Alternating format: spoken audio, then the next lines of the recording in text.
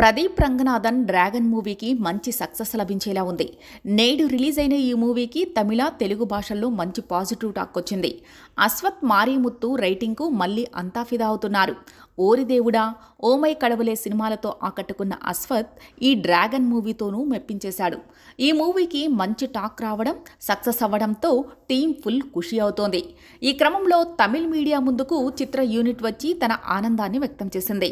Dragon మూవీపై వస్తున్న ప్రశంసలు, audience response, media ఇస్తున్న రివ్యూలతో చిత్ర యూనిట్ ఫుల్ ఖుషి అవుతోంది.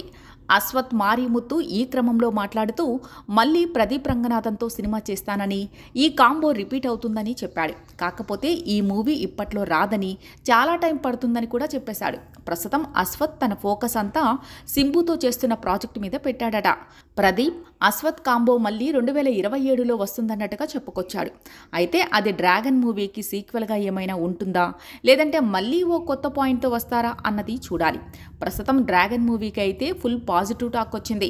మధ్యలో కొంచెం బోరింగ్గా ఉందని కొందరు అంటున్నా, చాలామంది మాత్రం ఫుల్ ఎంటర్టైనింగ్గా ఉందని చెబుతున్నారు. తమిళ వాళ్ళకైతే మరీ ఎక్కేసినట్టుగానే కనిపిస్తోంది. తెలుగులోనూ డ్రాగన్ మూవీకి మంచి ఆదరణ దక్కేలా ఉంది. ఈ వారం వచ్చిన బాపు, రామం రాఘవం మూవీకి ఓ మోస్తారుగా టాక్ వచ్చింది. డబ్బింగ్ చిత్రాలైన జాబిలమ్మ నీకు అంత కోపమా, డ్రాగన్ మూవీకి మంచి టాక్ వచ్చింది. అలా ఈ వారం తమిళ డబ్బింగ్ చిత్రాలదే పైచేయి అయింది. ఈ కొత్త చిత్రాల రాకతో తండేల్ సందడి పూర్తిగా కనుమరుగైనట్టు కనిపిస్తోంది.